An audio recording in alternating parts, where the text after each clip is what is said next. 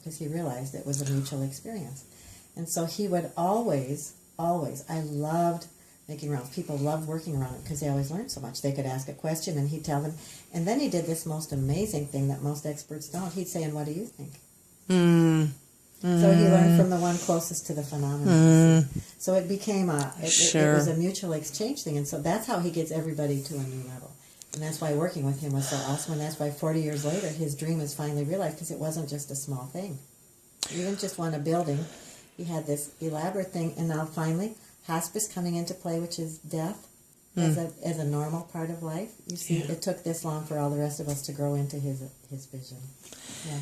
So maybe, Milt, what I'm learning, which makes this job really rewarding, is in telling the stories, in sharing those stories, which become really important generationally, having others be a part of telling that story, I think, is what we're really talking about. Well, I think that's maybe right. We're having. They can't see. They are the stories, so they can't always. It's like the fish in water. What's water? But what you've described, Joellen, is Milt has practiced the principle of, and what do you think? Absolutely. So to a certain degree, I think it's come around to me that asking Milt to tell his story and him and I having a couple of conversations because of who you are and how your achievements have evolved, you really couldn't do it without others. Because he doesn't well, know. I think one of one of the things that happened this last week, and do you know Dr. Larry Fenton?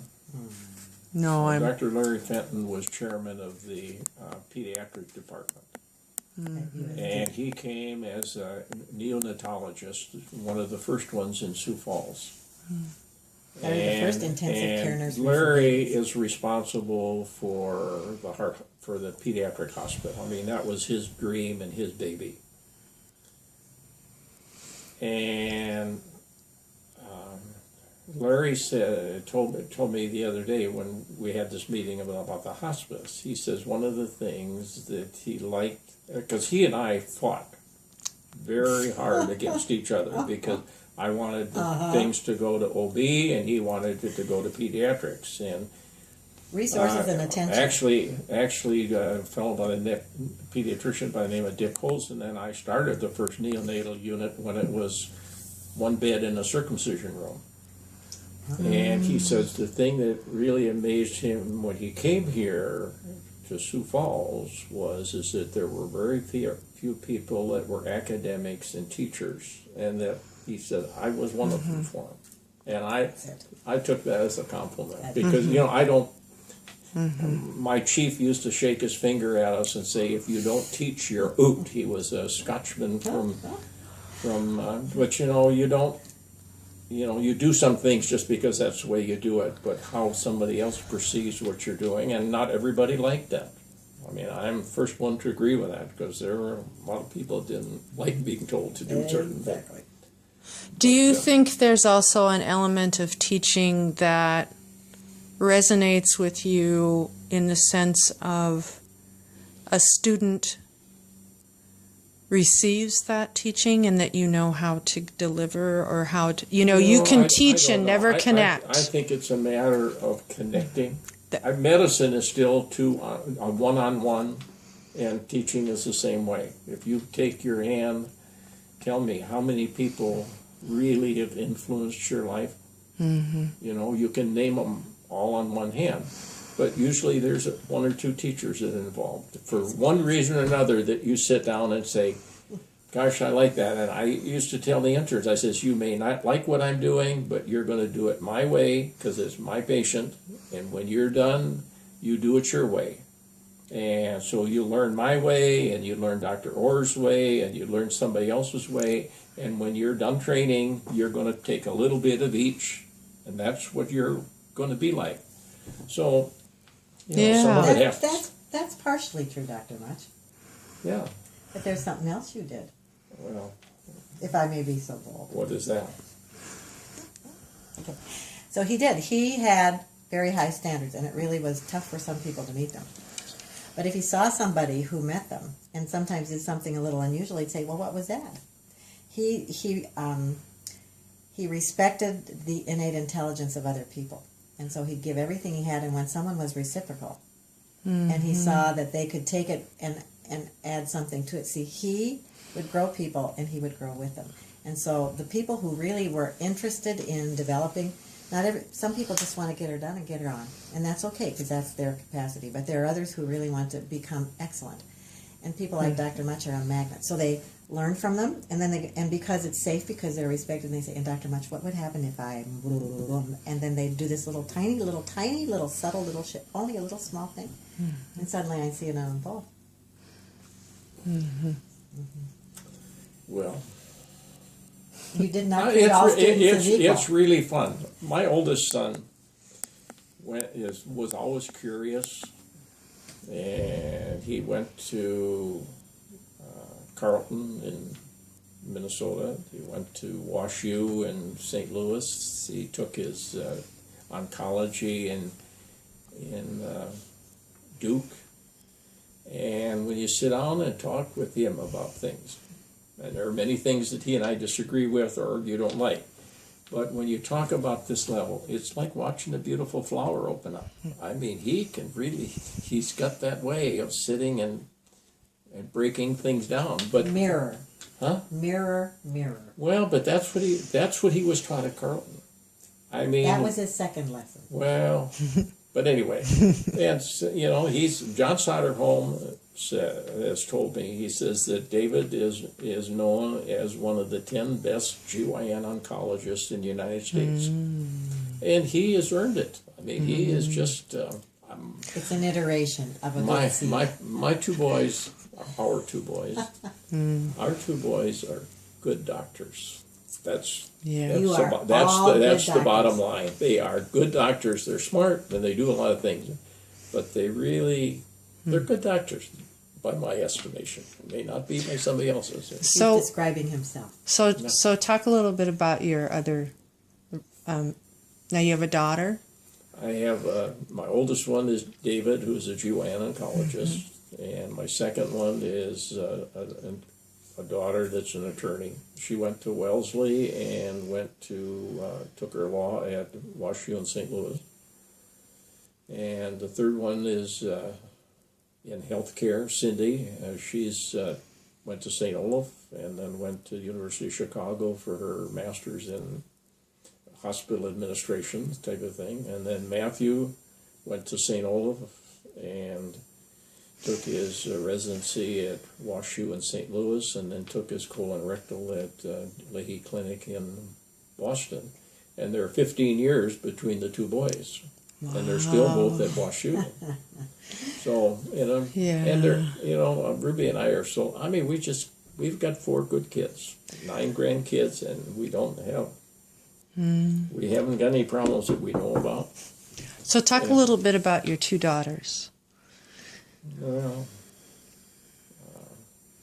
Andrea is the oldest and is the one that has the Downs. And she's got 3 kids, 2 girls and a boy. The boy just graduated from Michigan State. And Cindy, who is in Minneapolis,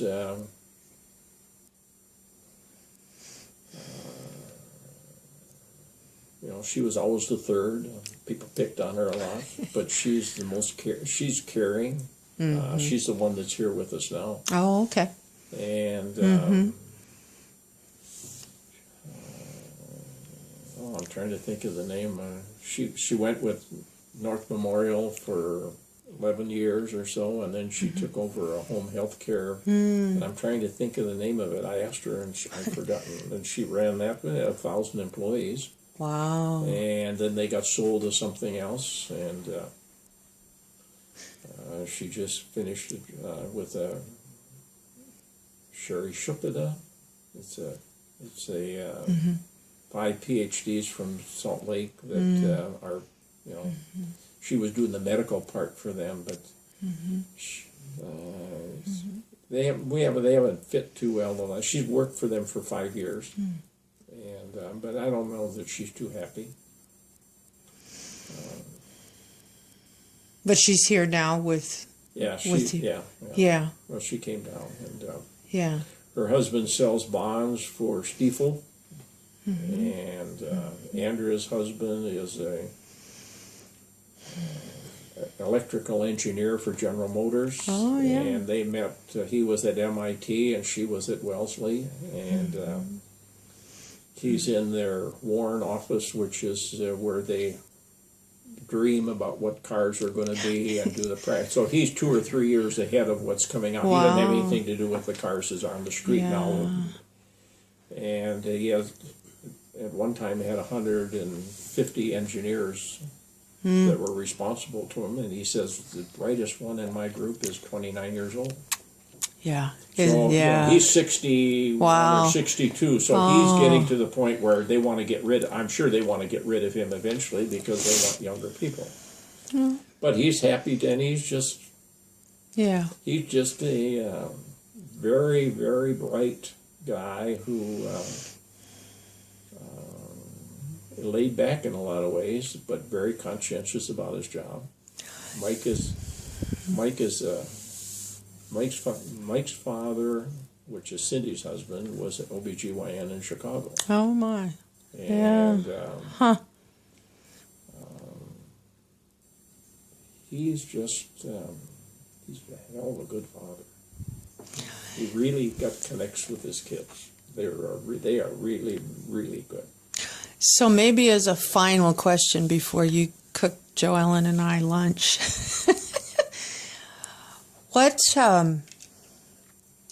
how would you describe your you said this when we were talking previously about you have to have a good office. And how would you describe the office that you and Ruby have experienced, and what you would want that to be remembered for today and in the future? I mean, what's that office about for you and Ruby? Well, Ruby was always part of it. It's a two-person office. For many years, Shared. for many years at Christmas time, she would have all the nurses from the office come and sit at this very table, and they'd have lunch.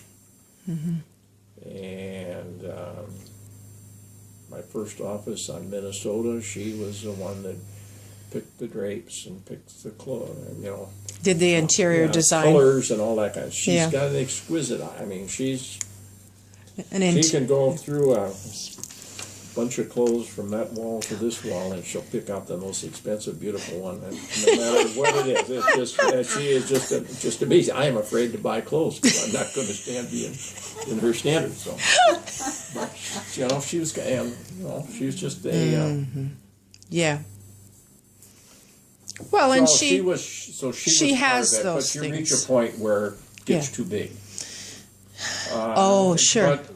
What gets But too we big? had, we had. What gets too big, Dr. Mark? Sorry. What gets too big?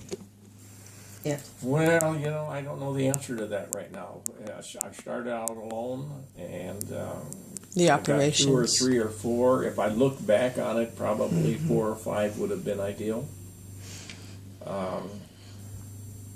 But you grew. So size matters. But we grew, and there are 14 over there now. Oh, okay. So what do you And, gain or lose by size? Why does size matter? Well, the way that they're practicing now, you lose them one-on-one. I mean, I think as far as Ruby was concerned, because she had to go along with me, but as far as the nurses in the office were concerned, the patient really came first. We had people come in, and they would call in the day, and they say they had to get in. They would get in. And when I was on Minnesota Avenue, when I got done at, say, 6 or 6:30, I had a list of telephone numbers that I had to call of people that had problems. Now, was this you and Ruby as such? No. Or, Ruby, okay. Ruby ran this. I ran the Okay. All right. She was a context for and his then success completely. we hired a nurse who took a lot of the phone calls, and she would she would weed out. I mean, there's some things that a nurse can answer for you that I don't have to have. I don't have to talk to.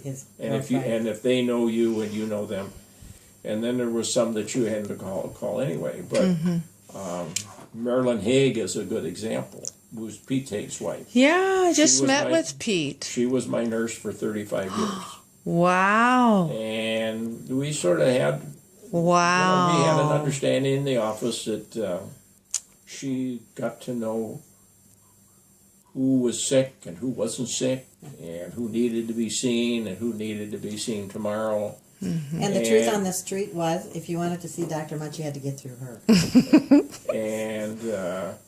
And we sort of had an agreement that if there was something that wasn't right or we did something wrong, Marilyn would always tell me, whether it was right or wrong. I mean, that was one of the understanding.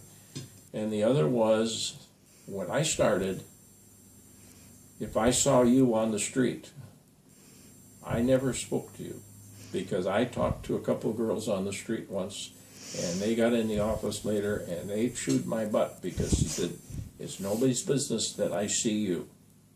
And so I would never speak to patients until they spoke to me.